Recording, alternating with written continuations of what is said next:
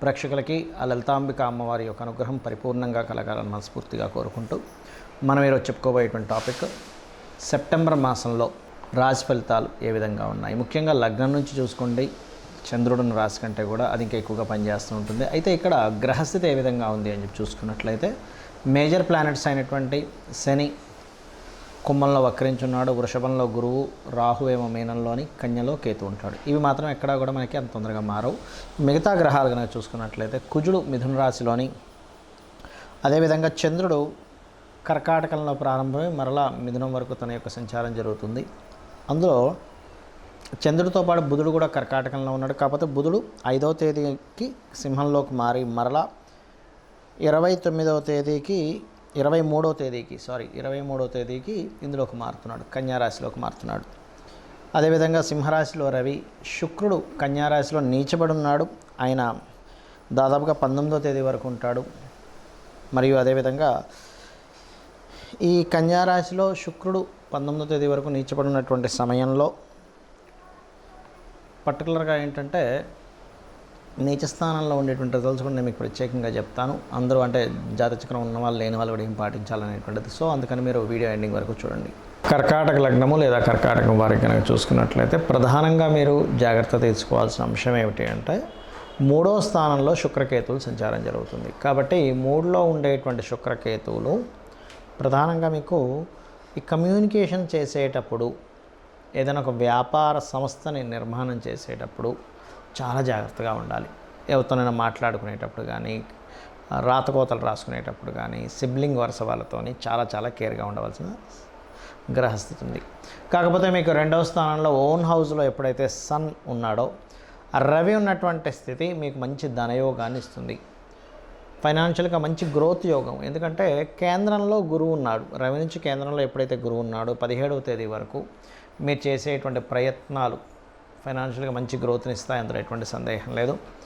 అదేవిధంగా కాస్త వాహనాలు కానీ, గృహాలు కానీ అమ్మకము కొనుగోలు చేసేటువంటి అంశాల్లో కూడా కొంత జాగ్రత్తగా ఉండండి. బట్ ఇక్కడ ఈ పంచమ స్థానాధిపతి ఎవరైతే మీకు 12వ స్థానంలో ఉన్నాడో, ప్రేమ వ్యవహారాలు, ప్రేమకు సంబంధించిన ఇష్టపడిన వారిని వివాహం చేసుకుందాం అనుకునేటువంటి విషయాల్లో కొంత ఘర్షణ వాతావరణం మీకు కనిపిస్తుంది స్పష్టంగా చూసుకున్నట్లయితే. అదేవిధంగా కాస్త మీ యొక్క సంతాన విషయంలో కూడా కొంతమంది చూడండి, గర్భం దాల్చినప్పుడు కొంతవరకు స్ట్రెస్ని ఫీల్ అవుతూ ఉంటారు. ఇటువంటి విషయాల్లో మీరు కాస్త జాగ్రత్తగా ఉండాలి. అదేవిధంగా ఇక్కడ లోన్స్, ముఖ్యంగా హోమ్ లోన్స్ లభిస్తాయి, అందులో ఎటువంటి సందేహం లేదు. అలాగే లాభంలో గురువు ఉండడం ఒక రకంగా మంచిది, గురుబలం అంటూ ఉంటారు. అయితే అది ఎటువంటి వాటికి మంచిది? ఇందాక నేను చెప్పాను, కొంత సంతాన సంబంధించిన విషయంలో 12వ స్థానంలో కుజుడు ఉన్నాడు అని. కానీ ఆ 12వ కుజుడు ఉన్నప్పటికీ గురువు శుక్రరాశుల్లో ఉంటూ పంచమ స్థానాన్ని వీక్షిస్తున్నాడు. అంటే స్ట్రెస్ ఏదైనా అయినా కూడా మరలా గురుబలం వల్ల ఇబ్బంది అనేటువంటి తగ్గుతుంది అనేటువంటి చాలా స్పష్టంగా ఇక్కడ గోచారం చూపిస్తుంది. అదేవిధంగా పితృదేవతలకి చేసుకోవడం, విదేశాలకు వెళ్ళి చదువు కోసం విదేశాలకు వెళ్ళడం, అంటే పితృదేవత ఆరాధన వల్ల మీకు గతంలో ఏవైతే మీరు అనుకుంటున్న డిజైర్ కానివ్వండి, కొన్ని వంశపారంపర్యంగా వచ్చినటువంటి ఇబ్బందులు కానీ తగ్గుతుంది. అదేవిధంగా విదేశాలకు వెళ్ళి ఏదైతే కోర్సెస్ చేద్దాం అనుకుంటుంటారో ఎప్పటి నుంచో ఆ కోర్సెస్ అనేవి మీరు చేయడము, ఇటువంటివన్నీ కూడా సిద్ధిస్తున్నాయి. ఇక మీరు చేయవలసినటువంటి దేవత ఆరాధన ఏమిటి అని చెప్పి చూసుకున్నట్లయితే మీరు సుబ్రహ్మణ్యేశ్వర స్వామి ఆరాధన చేయండి. ఎంత సుబ్రహ్మణ్యేశ్వర స్వామి ఆరాధన చేసుకుంటూ ఉంటే అంతగా బాగుంటుంది మీకు.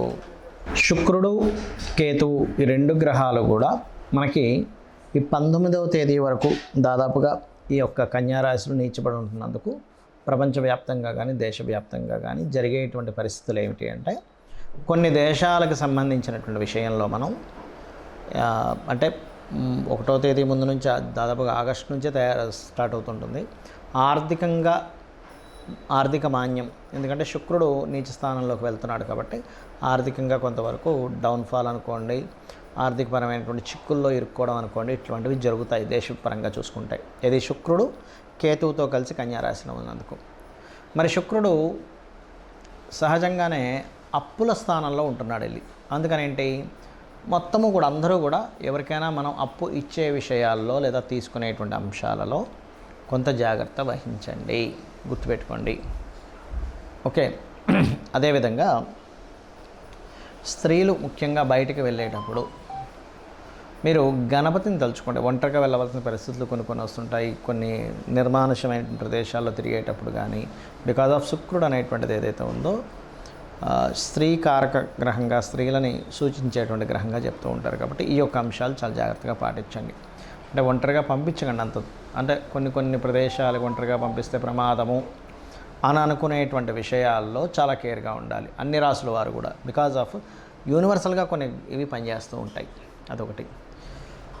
అదేవిధంగా అందరికీ కూడా ఈ మాసంలో 17వ తేదీ వరకు రవి ఓన్ హౌస్లో ఉంటున్నాడు. కాబట్టి ఆరోగ్యానికి సంబంధించినవి ఎవరైతే పాటిస్తుంటారో, అందులో ముఖ్యంగా ఈ ఆగస్ట్ 16వ తేదీ నుంచి సెప్టెంబర్ 17వ తేదీ వరకు ఉన్నటువంటి కాంబినేషన్ ఏదైతే ఉందో, టైం అంతా కూడా మీరు ఆరోగ్యం గురించి పాటించేటువంటివి ఏవైతే నిర్ణయాలు తీసుకుంటారో అవి ఖచ్చితంగా మీకు ఇంప్లిమెంట్ అవ్వడం వల్ల మీ ఆరోగ్యం కుదుటపడుతుంది. అంటే అనారోగ్య సమస్యల నుంచి బయటపడము. యూనివర్సల్గా ఏదైనా ఒక ప్లానెట్ పలానా ప్లేస్లో ఉన్నప్పుడు యూనివర్సల్గా అందరికీ పనిచేస్తుంది ఈ కాంబినేషన్ అనేది, ఒక రాశి వారికి ఒక లగ్నం వారికి అని కాకుండా. ఈ శుక్రుడికి, నీచబడ్డ శుక్రుడికి గురువు యొక్క బలం కొంత ఉంది. దీనివల్ల ఏమిటంటే ఉపాసనలు చేసేవారికి మరియు ఏదైనా దీక్షలు తీసుకునేటువంటి వారికి కూడా కొంతవరకు ఇది సపోర్టివ్గా ఉంటుందని చెప్పుకోవచ్చు. మరి ఎంతసేపు మనం ఈ గోచార ఫలితాలైనా మన జన్మజాతక ఫలితాలు కూడా ఉంటాయి అంటే ఖచ్చితంగా మన జన్మజాతక ఫలితాలే చూసుకోవాలి. ఎందుకంటే మీరు ఏదైతే పూర్వజన్మలో చేసిన కర్మ ఏదైతే ఉందో, అది బ్యాడ్ కర్మ కావచ్చు, గుడ్ కర్మ కావచ్చు, తెలిసో తెలియకో చేసింది కావచ్చు, అది పర్టికులర్గా 12 భాగాలుగా విడిపోతుంది. మీ యొక్క లైఫ్లో మీ యొక్క స్థితిగతులు ఏమిటి అనేది మీ లగ్నం బట్టి తెలుస్తుంది.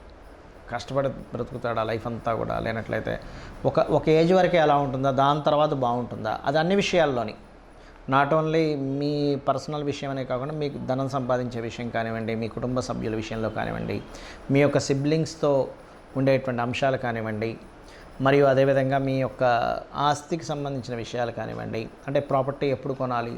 జ్యోతిష్శాస్త్రం ఎప్పుడు కూడా ఏం చెప్తుందంటే మీకు రూట్ చూపిస్తుంది. ఆ రూట్లో వెళ్ళేటప్పుడు మీకు లైఫ్లో ఎటువంటివి సంఘటనలు ఎదురవుతాయో చెప్తుంది. ఆ సంఘటనల్ని ఏ రకంగా మీరు ఎదుర్కోవాలి, ఎటువంటి నిర్ణయాలు తీసుకోవాలి, ఎటువంటి నిర్ణయాలు తీసుకోకూడదని చెప్తుంది. అంటే ఏదో ఒక రూట్ చూపించడం కాకుండా ప్రతి అంశంలోని మీకు ఎక్కడ టర్నింగ్ వస్తుంది. మనం చూడండి, ఒక దగ్గరికి వెళ్తుంటాము, ఇక్కడ మీకు టర్న్ ఉంది, ఇక్కడ మీకు స్లోప్ ఉంది, ఇక్కడ మీకు స్పీడ్ బ్రేకర్స్ ఉన్నాయని తెలుస్తున్నప్పుడు మనం జాగ్రత్తగా వెళ్తుంటాం. ఆ రకంగా ఏంటంటే జ్యోతిష్యం అనేటువంటిది వెలుగుని చూపించేది. మరి చాలామంది అంటారు ఏమండి మనం కర్మలో ఉన్నట్టుగా జరుగుతుందని. అది కూడా కొంతవరకు కరెక్ట్. ఎప్పుడు బలీయమైన కర్మ అంటారు. అంటే ఇంక తప్పదు అన్నప్పుడు పర్టికులర్గా ఆ కర్మ తీర్చుకోవడానికి భూమి మీదకి వచ్చినప్పుడు దాని ప్రభావం ఉంటుంది. కానీ మిగతాదంతా కూడా ఆ యొక్క కర్మని తొలగించుకునేటువంటిది కూడా ఉంటుంది. తొలగించుకునేది లేకపోతే ఆ శ్రీకృష్ణ పరమాత్మ తన యొక్క కుమారుడైనటువంటి అతనికి చర్మవ్యాధి, శాపవశాత్తు చర్మవ్యాధి వచ్చినప్పుడు నువ్వు నీ కర్మను తగ్గించుకో అన్నప్పుడు అతను సూర్య నమస్కారాలో లేకపోతే సూర్యుడికి సంబంధించిన ఆలయాలు కట్టో 7 సంవత్సరాల పాటు దానికి సంబంధించిన చేసి ఎలా తగ్గించుకున్నాడు, నా కర్మ ఇంతే అని ఎందుకు వదిలేయలేదు అనేటువంటిది మనం ఒకసారి ఆలోచించుకోవాలి. దశరథ మహారాజు కూడా సంతానం లేనప్పుడు మరి సంతానం లేదని అనుకున్నాడు, లేకపోతే పుత్రకామేష్టి యాగం చేసి సంతానాన్ని పొందాడా. ఇలా 1 కాదు 2 కాదు మన పురాణాల్లో వాటిలో అన్నింటిలో కూడా చెప్తుంది ఏమిటంటే ఆ యొక్క సమయంలో ఆ కాలంలో యాగాలు హోమాలు చేశారు. ఈ యొక్క కలియుగంలో నామస్మరణ, కేవలం అమ్మవారి నామము లేకపోతే విష్ణునామము, శివుని యొక్క నామము తలుచుకోవడం ద్వారా మన కర్మ తప్పకుండా దగ్ధమవుతుంది. వీటన్నిటికంటే గొప్పగా ఏంటంటే సూర్య నమస్కారాలు కూడా ఇంకా చక్కగా పనిచేస్తాయి. అందరికీ అన్నీ తెలియకపోవచ్చు, కానీ రోజు సూర్య నమస్కారం చేసుకోండి.